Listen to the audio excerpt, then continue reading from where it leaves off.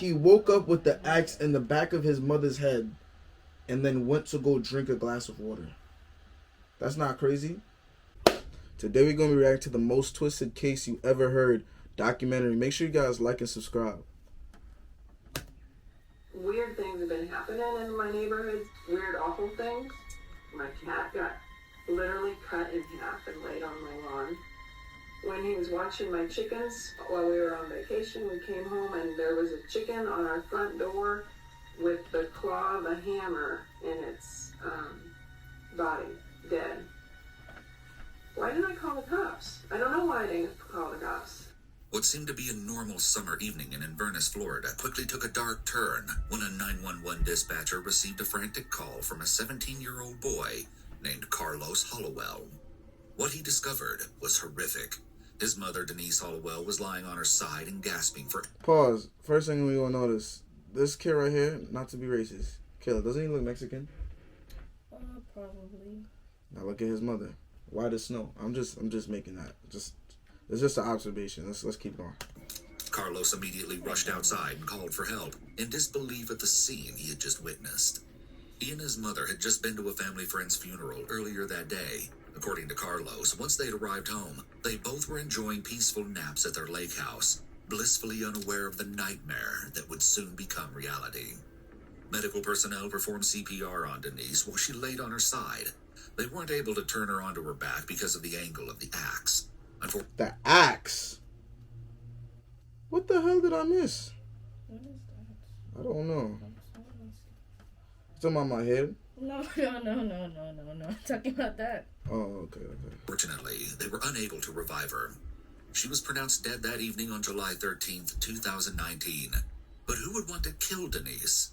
She lived a very private life on the surface. She enjoyed her quiet home on the lake with her son Carlos, who she adopted from Guatemala after being adopted. Oh, see, she adopted. See, we're not racist, right? We're not racist. I thought you were racist. Kayla, the kid, that's not his biological. You're talking about how the mother look white, so I'm thinking that you might be racist. She's from the Caucasus Mountains, okay? Rest in peace, because she's dead, but she's still from the Caucasus Mountains. Adopted herself as a child. There was nobody they could think of that would have bad blood with Denise until Carlos gave them an interesting piece of information. He had a younger brother who hadn't been home in 4 years. Denise had adopted a second child named Angel from Honduras. Doesn't this, don't tell them our last name, but doesn't this look pretty similar to our last name? Yeah. That's crazy. According to Denise's best friend, Amy Alford, she had adopted Angel not because she wanted another son, but because she wanted Carlos to have a sibling. Amy says that Denise was disappointed when Angel began to show signs that he was troubled because Carlos wasn't getting the experience she had hoped that he would. According to Denise, Angel was repeatedly acting out and running away. On one occasion in 2016, when Angel was 12 years old, Denise had called 911 after a... Whoa, wait, this says right here, rewind this real quick, rewind this.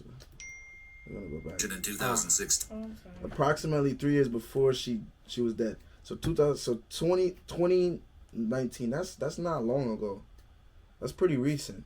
When Angel was 12 years old, Denise had called 911 after another runaway attempt. After this incident, things took a grim twist. Responding deputies were shocked when they saw Angel's door was bolted and his windows were covered with nails and boards. The room itself was barren, with nothing more than an air mattress on a metal frame, books, and a bucket to urinate and defecate into. What? It only got worse as Angel spoke with caseworkers from the Department of Child Services. Angel told a caseworker that allegedly Denise was physically and verbally abusive. He claimed that she slapped him when she was angry, and she made him get naked and clean the bathroom. What? You heard that? Tell me, mother, are you disgraceful? Nasty ass bitch. Let the little boy get naked. Oh my God. Angel also alleged that she and Carlos hit him in his privates with their fists. Because Angel had both bruising on his hips and arm and scratches on his face, Denise was placed under arrest. Carlos, on the other hand, claimed that Angel was making all of these things up. In fact, Carlos alleged that Angel had been abusive to their mother. According to him, Angel had run away 3 years earlier by crawling out. Rip what out? You must be mad. if y'all haven't liked the video, make sure you guys like the video so far, because this is crazy. This kid's been getting beaten while naked, cleaning bathrooms while naked, doing a lot of stuff while naked. Imagine that shit. If I was him, I'd run away too. Goddamn. Out of his window.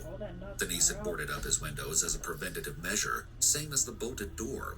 He stood by his mother 100%, stating directly, "All allegations against my mother are false." This coffee mug is paying this guy 6 figures every single month. Yes, that is... At only 13 years old, he attempted to bail his mother out of jail. It seemed that he and his mother had a strong bond, and he had a lot of love and respect for her. Yeah, that age. How do you bail your mother at age 13? Bail your mother out? Can you bail someone out at any age? So if I got locked up, killer, you bailing me out? If I'm too young, well, I don't know about that, but if I got older, yes. But you see, right now, I don't know, because I don't have the money. So. All right, whatever. Denise was in jail for 2 weeks before she was released, but her life didn't go back to normal when she came home. She was forced to resign from her teaching job due to allegations of child abuse, and both of her sons were placed in foster care. However, Denise's attorney had a defense that was so strong, he would convince the judge to drop all charges against her. Denise was an avid journal writer, and her documentation of Angel's alleged behavioral issues would be of great benefit to her. She said he was having issues at school, too, involving fits of rage. Denise claimed that she slept by his door to prevent him from running away, and that the bucket was only in his room in case he didn't make it to the bathroom. The judge was convinced and let Denise out on house arrest. Even one of Denise's best friends, Adele Hunnell, recalls Carlos and Denise being worried that Angel might try to hurt them in their sleep. After Denise's arrest, Angel was placed in a foster home, but he ran away. Due to the fact that Angel was a minor, his records were sealed for his protection, so some people theorize that we will really never know the truth about his actual behavior. Within 5 months, Denise had Carlos back in her custody. She had hoped that Angel would come home, but professionals said that living with Denise was not in Angel's best interest, so she signed away her rights. Amy noted that Denise never brought Angel up again and wouldn't talk about him. Instead, she focused on her new job working with children with autism, her dogs, and going on trips. Carlos spent his time with his girlfriend Kayla. Life seemed to go on perfectly fine without Angel. Carlos and Denise's close friends all attested to how violent and troubled they believed Angel was. Of course, look, this is why you should never, I'm being completely honest with you guys. You guys have the option. Don't adopt kids. The reason why is because if they act crazy, they got problems. A notice gang, like you will never know what they've been through. You don't know they past. You know what I'm saying? It's like dating somebody who got heartbroken. They're gonna bring all their baggage with you. You just leave those people alone. Let them be alone, die alone, leave them alone. Kayla, when you're older, don't date no boys with issues. You hear me? Mm-hmm. Say yes. Mm-hmm. Say yes. Don't hit me as much as they. You're not a mother. So after Denise was killed, suspicions rose. As detectives spoke with Denise's neighbors, it became apparent that there had been strange activity going on. So what? Weird things have been happening in my neighborhood since Denise and Carlos moved in, which was about the same time they were adopting Angel, but Angel hadn't gotten her yet. But in hindsight, I'm just like, geez, what if that was Carlos? What if that started then? With my cat got literally cut in half and laid on my lawn. Cut in half is crazy. And there was no blood, but it was sliced in half. Her cat Cars got were frequently sliced. pulling in and out of the neighborhood, and animals were going missing. As more information started to come out from different sources that the detectives spoke with, they began to piece together a fuller picture of Denise's struggles with parenting. While Angel had been given the title of the troubled child, Carlos had his demons too. He had been partying a lot, spending too much time with girls, and not performing to Denise's standards in school. He was ultimately dethroned from his golden child status just months before her murder, when Denise found out he'd been kicked out of a Christian school in January of 2019. He successfully concealed this from her until the following May. Carlos and his mother had colorful fights about him sneaking girls into the house. Whoa. Seeing girls in the house is going crazy. He's going crazy. Getting caught sneaking girls in the house is crazy. He's crazy. Partying and selling drugs. What Hence are you the looking at strange me traffic for? in the neighborhood. He Okay, escalated, since you wrecking a want to pickup be- truck and eventually attempting to take his own life. What are you trying to imply? What am I trying to do? The thing is that you sitting here saying that, it makes it seem like you would probably do that too. Cause I made it. You don't make no sense. You don't make no sense. Life. So you Denise was wouldn't sneak unsure what to somebody do with here? him. In May No. of 2019, Look at Carlos you I would smiling. never do that. Look at you smiling. Exactly. Look What? at you smiling. Look at you smiling. She don't know what she's talking about, man. And Damian Irving. His girlfriend Kayla says that he Can you undo my hair, please? And can I watch the video? Remember, I'm the one who's doing your hair, and I got the comb in my hand. So what? Okay. seemed to be happier there, as they were more lenient than Denise. So when he lived with us the first time, he had just overdosed, tried to commit suicide again. So he was in the hospital. What? And when he was discharged on medicine for bipolar disorder. And I'm telling you, that medicine worked, okay? It took him from, like, so anxious it made you uncomfortable. You could feel his anxiety to he became more calm, more rational, more easy to talk to. Like, he didn't get so angry. Please note that the psychological analysis in this video is not based upon a formal assessment.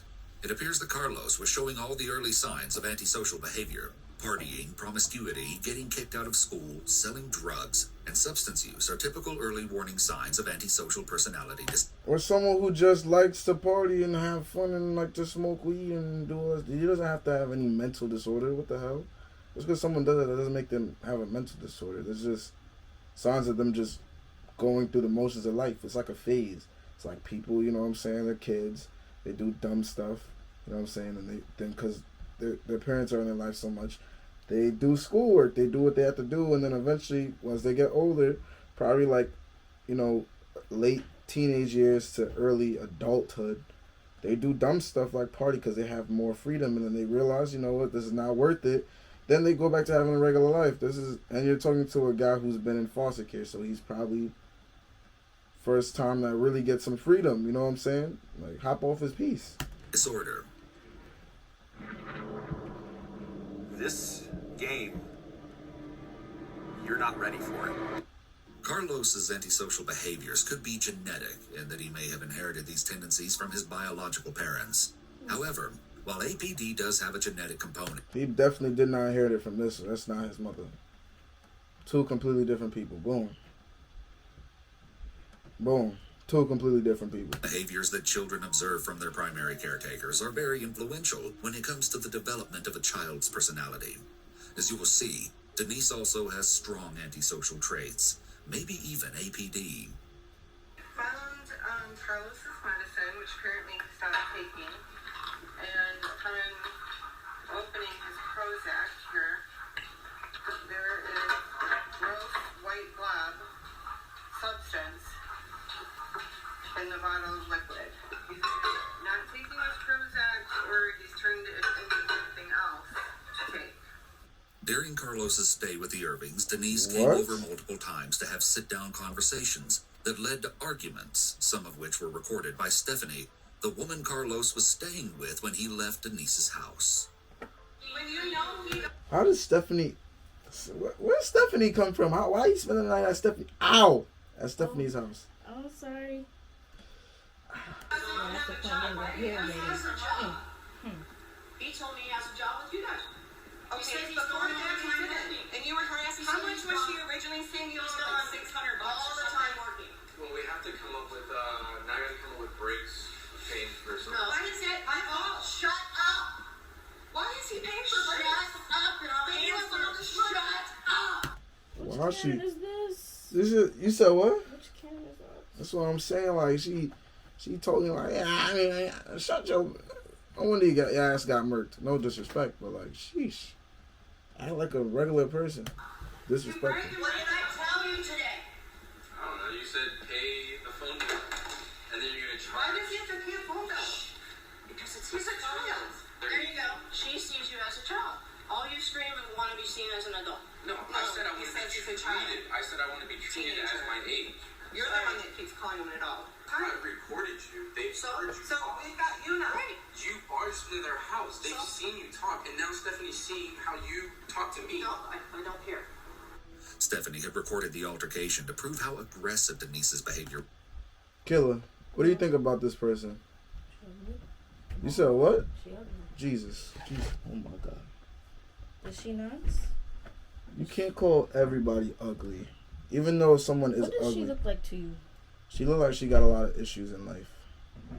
She had a hard knock life. Hard not life. For us. It's a hard knock life for her. For her, definitely. Was. It was apparent to everyone around him why living with his mother hadn't worked out. Like, Denise was bashing Carlos.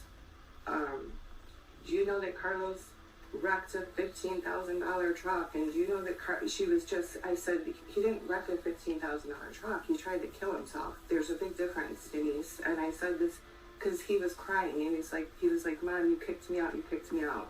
Why would you kick me out when I needed you most? I just tried to kill myself, and you told me I had to leave. So I was witnessing this. It was very peculiar and weird to me that her son is sobbing, saying, I needed you. You know, I just wanted to die. And she wouldn't even hug him, wouldn't acknowledge the tears. It was really bizarre. The description here of Denise's behavior shows her emotional issues. Parents who are physically and or emotionally abusive toward their own children oftentimes have APD themselves, or at least have antisocial traits. Denise seemed to have issues with poor anger control and may have been emotionally abusive towards Carlos. Her aggression is a key APD trait because individuals with this disorder have severe uncontrolled anger issues. Who's to put that woman in jail? Jesus. You can't put her in jail because she's dead. You're gonna put the corpse in jail? I don't know. I would still want that woman to go to jail, stay there forever. No, you can't do that, killer. You can't. He may have modeled some of Denise's antisocial behaviors. This is important to note because it could mean that he isn't just a troubled teen that Denise couldn't handle, but instead the dynamic between Carlos and Denise that ultimately led to a completely dysfunctional and unhealthy relationship. When a family has several members who have a personality disorder, these sorts of toxic dynamics occur, and there is a constant conflict. Sometimes I feel like I have family members with these issues. You are so bright. You are really bright. You are so bright. Oh my God. People with personality disorders tend to have poor insight, poor judgment, and poor ability to self-regulate. They often don't have the awareness to see that the relationship is unhealthy. In this case, Denise, being the adult in the relationship, should have recognized that her relationship with her son was unhealthy for both of them. Eventually, Denise did want Carlos to come back home, but he was hesitant as they often had fights about money and how much or little he had contributed to the household. His resentment had built up as he felt responsible for keeping finances afloat. Stephanie Irving, the woman who Carlos stayed with, commented on Denise's expectations about money and Carlos's contributions to the household. She was always asking him for money and saying that he owed her hundreds of dollars. And I would say, what does he owe you money for? Oh, the phone. Oh, this. Oh, she just had this running list. And some of the things were we have to repair a fence in our property. And I'm like, okay, is he your husband or your son? Because I was getting confused. The kid doesn't have a job. How is he supposed to help pay for a fence on the property? When I witnessed her That makes behavior in the sense. house, it was crazy because I was renovating my house, and I had Carlos help me working in the house. I paid him a week before, and he didn't give the mom the money. So the mom came over and said, "Hey, you know it's illegal to work a 17-year-old and not pay him." I'm like, "What are you talking about?" I said, "I paid the kid last week." Mm-hmm. So I end up having to pay her the $120. That's when I start not trusting the kid. Because I said, even if you get the money and you didn't want to pay your mom, you should have keep me in the loop on what's going on. Carlos contemplated for a while whether or not he should move back in with his mother. He created a list of pros and cons to help weigh out his option. Don't move back in, bro. Stay far away from the slap, bro. She needs to go her business, go her way. Stay away. Stay away. Did you know there is a first person who was shooter built in Unreal Engine 5 that is a treasure hunt. On the con side, he wrote, Mom might no longer talk to me, no longer her son. She would be crushed, maybe no help at college. I would feel like I'm betraying her. But for pros, he wrote, stability, freedom, help, and guidance. Because we're not the only family that he's lived with. You know, like, she's done this before, and so many times where she...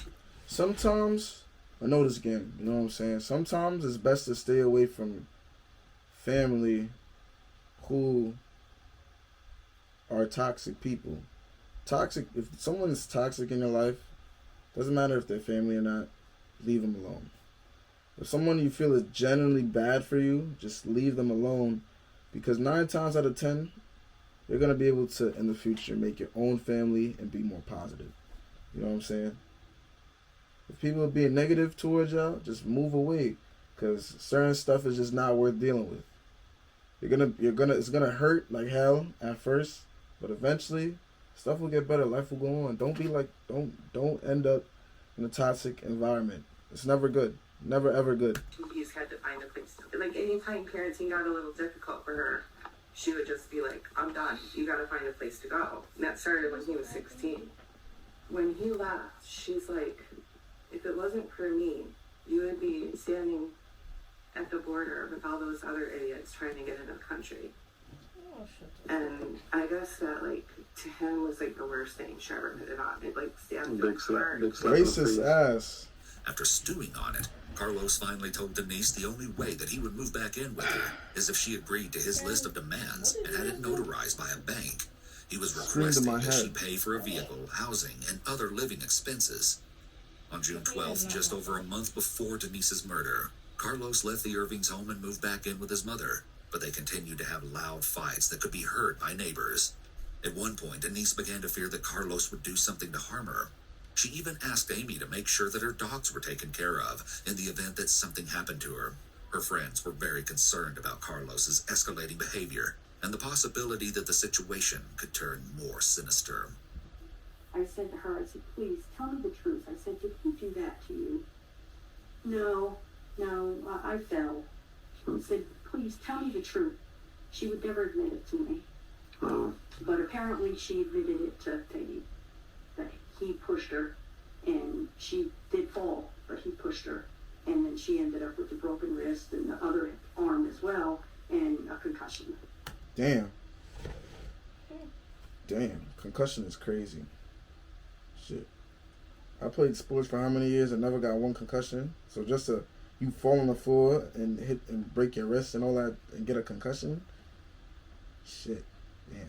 I'm not saying you say he did it. I'm saying, do you think he could have done something like this?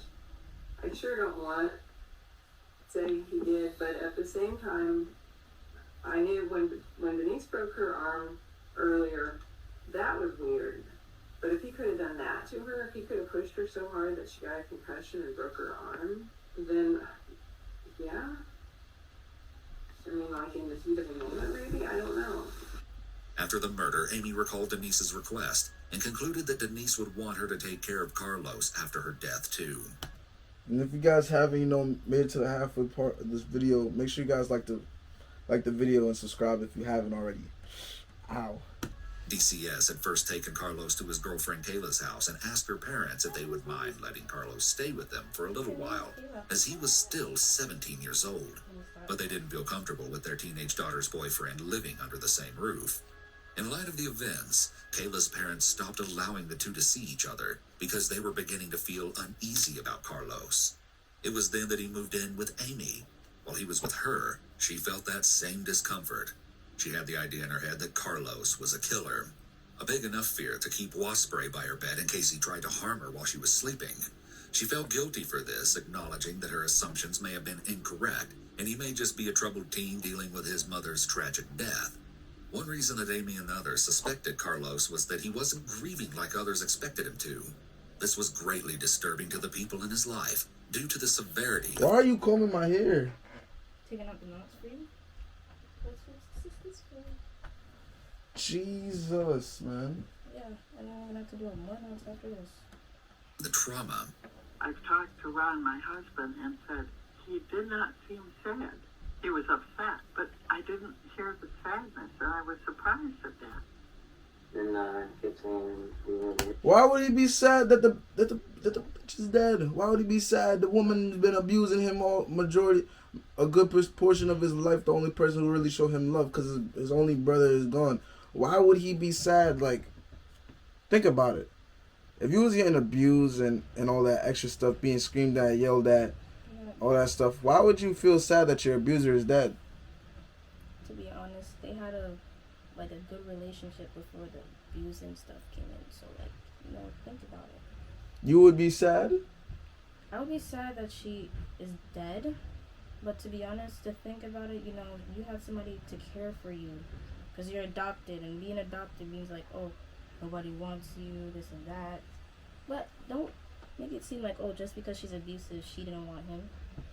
I'm not making it seem like that. I'm like, my dad, she dead. Done deal. I'm not losing a drop of sleep over it. Personally, that's just me. His mom has a few acres in a couple other states. I don't know if that's true or not. But he said when he turns 18, he's probably going to move to one of them in North Carolina. But yeah, man, it sucks what happened, but I can't wait to get that. As far as the land and the cars and all that stuff. And he also had no remorse. He had no problem telling me whatever. However, his journals told a different story than the people around Carlos. In his entries, he wrote about how much he missed his mom and pleaded for her to come back. What did I tell you? He described what he saw before he called 911 on the night of Denise's death, and how he would never be able to unsee the image. He scrawled mother and son among a page full of doodles and had photos of Denise tucked in a compartment inside the journal. The theory that Angel was the one to swing the axe was an easy one, given the circumstances of his departure from the family. So who do you think killed her? Was it, you think it Carlos, or do you think it was Angel?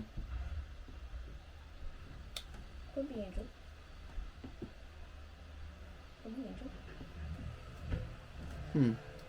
He was the only person anyone could think of that may be out for revenge. It wouldn't surprise anyone for him to be filled with anger and resentment toward Denise. Detectives then made a shocking discovery. Angel, 15 years old, was believed to be incarcerated for an alleged armed robbery. Although the robbery allegation has not been confirmed by any official source or records, it's believed he was incarcerated at the time of Denise's murder. He was immediately cleared. However, Carlos began to confide in friends about what he saw the night of his mother's death, and his retellings of the story were suspicious. Some friends decided that distancing themselves from him was their best bet. Carlos EVE Online on Mac immerses you in a universe with. Carlos began to pick up on this and even confronted friends about whether or not they believed that he was innocent. He said there's no real evidence except for a glove that's outside. Later on, he tells me that there was footprints in the room. It wasn't his. Did he say what kind of glove it was? He said it was a rubber glove, and he said that it was filled with alcohol. And then he went into very vivid detail, somebody grabbed the rubber glove, filled it with rubbing alcohol, shook it up, and threw it outside. And he's like, I know it wasn't me, because that's not even my glove size. After that, kept telling red flags, everything they tell me after that. I was like, so what are you going to do in the meantime? And he's like, oh, well, I'm really glad with my new foster parents. And he said that they were the perfect match. They let him basically do whatever he wants. Which at that time, I didn't think anything of it. But when I started putting things together, that's sketchy. Rumor says he killed his mom with an axe. That axe, that was my Halloween costume. One friend grew so suspicious of Carlos's involvement in his mother's death that she actually began to secretly record her conversations with him, such as this chilling clip. That's crazy. Do you know if they have any evidence against you? Mm-hmm. I know they're going to interview everybody or interrogate, but if you just be ready, make sure you DTB for life, bro. You don't trust these girls, man. They're that's supposed to be your friend. Killer, if you felt like one of your friends did a murder, you gonna record them? Yeah. What? You're supposed to be solid. No. You're not supposed to be Not gonna work with snitching, me. man. That is not gonna work with me. You're not supposed to be snitching. What'd I tell you about snitching? What did you tell me? What did Daddy tell you about snitching? You We're don't talking know about no. you. You don't know No, we're nothing. talking about you. You're not supposed to say nothing. Sure. Okay. You're good. Have you been able to talk to Kayla? Yeah, a little bit, but I had to come to terms with the fact that I won't be able to see her much, if at all, anymore. Because I just want to protect her and her family. That's my top priority. It's gonna hurt, but as long as she's safe and whatnot, then that's how it's gotta be. Reviewing the case, the police noted something curious about the first interrogation with Carlos. He seemed to be emotionally flat for someone who had just found their mother with an axe in their head. Not only that, he was even No, you might be kind of right. Axe in the head is crazy. If I saw an axe on me, like, whoo, whoo. And if I found the person, whoo, whoo. It's not just an axe that'd be in their head. Shit. Whoa. Descending and rude to detectives. What I'm trying to say is, if I'm going to open a door and the dogs are there, they go crazy and barking until the door's open. I'm not going to open the door and run off. Your house is in the middle of nowhere, so me to explain that if I'm going to open a door, I can't run that fast with the dogs. I don't know. You guys are detectives, right? Unless you're fast. So, the doors are open on the side. The gate doors are open, so the dogs are everywhere. And the front door is still open. So I have no idea how it got there. I want to know how it got there, and I don't want to know why. I do not know, and I want to know. Because for some reason my dogs have been let out where they won't bark and won't do anything because they run off. As soon as they're out of that gate, they will run off because that is the only time they get outside of that gate. So I don't know what you guys are trying to get out of me right now, but I didn't do anything and would never do anything to my mother like that. As much as we used to bicker and get back at each other, fighting sometimes, and then peace, and then back and forth, and then peace again, never. Never in a million years would I ever think to do that. She's my mom. I was adopted at age 4, and I've been with her forever. Nah, that shit sound hella scripted. Killer, that don't sound like he rehearsed that. I don't know. You To will. me, it sounds like he's saying something fake just for the cameras, or he's doing that on purpose. Yeah, like this shit don't sound like organic. Doesn't sound real, authentic. Like no. Carlos being emotionally flat, condescending, and rude toward detectives are common features of a person with APD. His lack of emotion, despite his mother being killed, could be an indication of his lack of remorse and lack of empathy. People with APD can be very detached from their emotions. This is how they're able to commit horrific acts. They have to be able to shut off emotion to lie, steal. Yeah, wait, what the hell? Able to commit horrific acts. They have to be able to shut off emotion to That's lie, creepy. steal, cheat, or kill. Most typical people would be respectful and cooperative of law enforcement, especially in the midst of an interrogation. However, people with APD are very grandiose, conceited, and entitled. They feel superior to others, so they won't heed to anyone, including and especially to authority figures. Since people with APD put themselves first and are out to satisfy their own needs and wants, they don't take kindly to anyone trying to tell them what to do. This is another likely explanation for Carlos's attitude during the interrogation. On top of the suspicion building against Or Carlos, maybe he's the murderer. Maybe he killed his mother. Why are you talking like that? That's always an option. They're not looking at the options. What do you want me to say?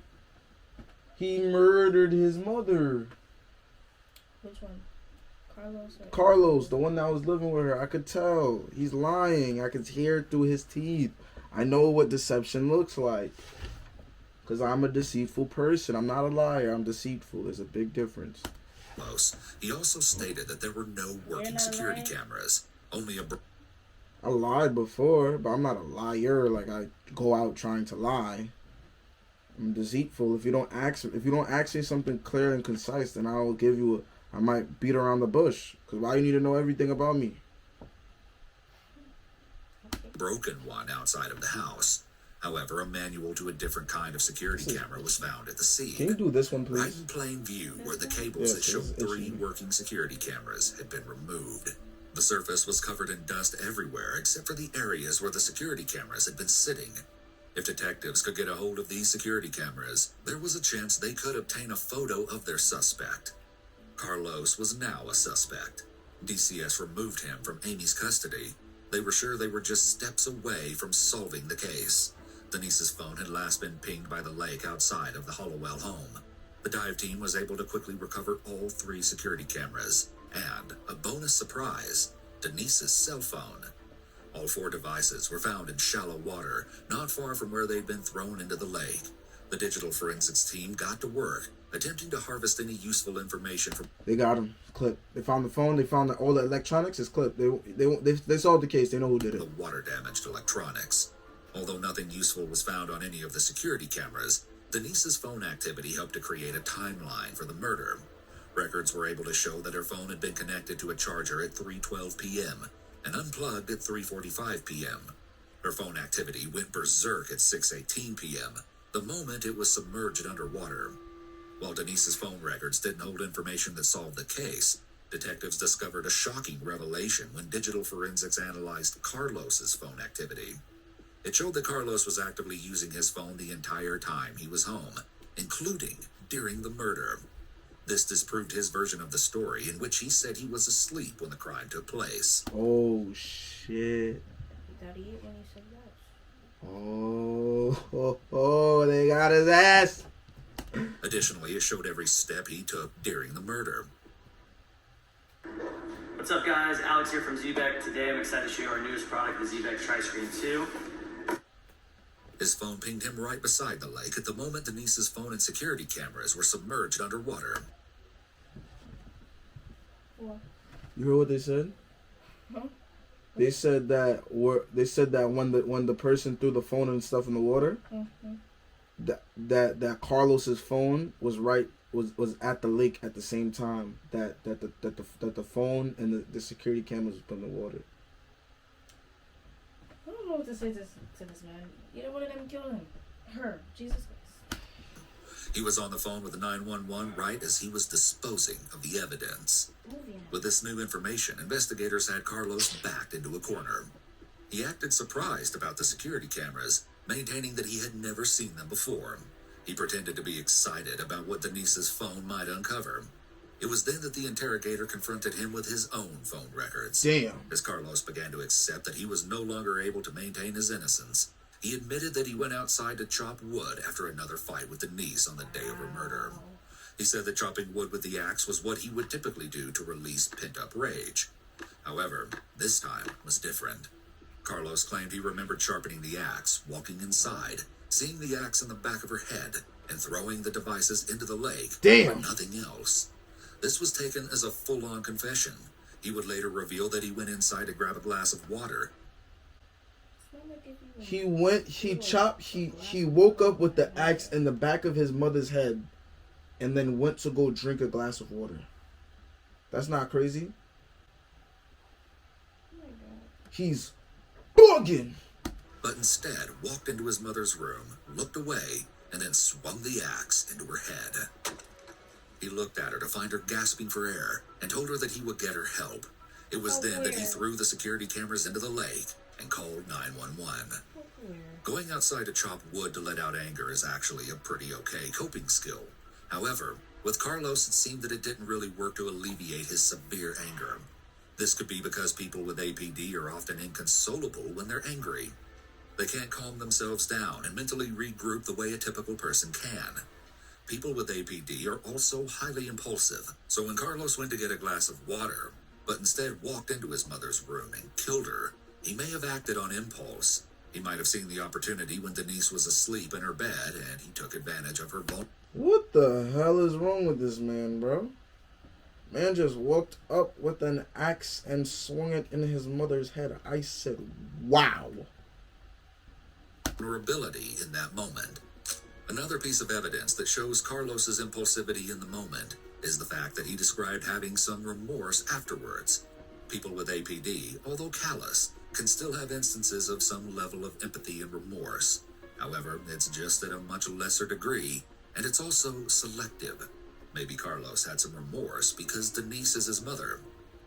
Carlos told detectives that the fights between him and his mother were more frequent after Denise's arrest, stating that he didn't feel connected to her anymore after that incident. He claimed that, like many fights before, Denise had resorted to really personal digs. Carlos alleged that Denise would say things like, "If I didn't adopt you, you'd be on the street," and "You're a disappointment to me." Both he and the Irvings claimed that she regularly made racist remarks to get under his skin. She didn't want a son, bro. She wanted a slave, man. She might wanted to have him as your son. Oh, God damn. What are you doing? Damn. Your hair. Shit. Oh. According to Carlos, these are the insults that pushed him over the edge. The way that the state presented the case portrayed Carlos as an entitled kid who was driven to kill because his mother set ground rules and expected him to abide by them. They argued that the time he spent sharpening the axe and dwelling on his anger toward Denise proves premeditation. The defense, however, told a different story. They claimed he was a troubled kid with abandonment issues, being abandoned by his biological parents, adopted by another woman, and taken to another country, and then being threatened with abandonment at every sign of being bad, drove Carlos, who was diagnosed with bipolar disorder, to anger. Despite Carlos's previous statements to DCS that his younger brother Angel was lying about being abused, he now claims that his home life was toxic and abusive, and Denise was very controlling and aggressive. The very first day I met him, told me about him trying to kill himself with a red pickup truck, smashing it into the tree. At the time, he was saying, like, you'll never know what it's like to not be wanted by your parents. He admitted to me that, he had problems with his mom, and he really didn't feel part of that family. He felt like an outsider. He started thinking that, like, the relationship between him and his mom wasn't that bad. I think Carlos was just so used to the abuse. I mean, I don't understand why an abuser stays in an abusive situation. I don't know why, like, he didn't go to the police. And then we had the conversation in front of his mom, and he told his mom. The reason why people who are abused stay in the same situation is simple. They like the comfortability in being abused. You guys might be saying, what the hell is he talking about? What I mean is this. When you're being abused, right, in whatever environment you're being abused in, that is all you know. So to step out in the unknown, right, and leaving that environment scares the crap out of people who are being abused, and that's why they stay there. Now you guys know. Tell all your friends about it. That's why that they stay with their abusive relationship, a toxic partner, and things of that nature. In front of me, like, Stephanie knows everything. And she didn't deny it in front of me. Carlos Hollowell appeared in court on September 14th, 2021. He was found guilty of premeditated first-degree murder and will serve life with no parole. I'm so fat. Brendan, you're not fat. It's the shirt. Look at Nate. His true class. His sentence is eligible to be reviewed in 2044 because he was a minor at the time that the crime was committed. Shockingly, Carlos accepts his life sentence and doesn't wish for anything less. In a jailhouse interview, he said, "You take a life, you owe a life." Red flags and tips for those who are in this situation. Carlos's deviant behaviors, promiscuity, defiance, getting kicked out of school, selling and consuming drugs are all signs of the development of antisocial personality disorder, APD. Typically, individuals who commit murder tend to have some history of physical violence towards others. Carlos had reportedly broken Denise's wrist, arm, and gave her a concussion. Yeah. These are warning signs of being capable of severe physical violence. In this case, Denise was abusive too, but it seemed like Carlos was more severely abusive, at least physically. Despite Denise being afraid for her life and verbalizing her fear to her friend Amy, she continued to repeat the same patterns of wanting to try to resolve the issues between her and Carlos, or live with Carlos again, even though their communication always ended in conflict. At the very least, she could have sought help for her son's sake, as she must have known that he was going down a very dangerous path. Another basic red flag here, but still important to mention, is the fact that oftentimes victims receive all types of warnings that the perpetrator may go further than just being physically abusive and may instead take lethal action. Anytime a perpetrator threatens to kill the other person, makes references to having a weapon, it should be taken seriously. The victim is often so frozen in fear and guilt, and their emotional dependency to the perpetrator is so deep that they make all sorts of excuses and justifications for the perpetrator's words and actions. Even though all the signs are in the victim's face, they ignore it, either because they're fearful of taking definitive action, or they have such low self-esteem that they no longer trust their own intuition. Abuse will do this. They lose their identity, they no longer trust themselves, and they struggle to make any decisions that could potentially save their lives. No, that's crazy. That's crazy. Spend with RPs, you know what I'm saying? But other than that, I know this gang. Stay in Notice gang. It's been your boy K Notice, and I am out.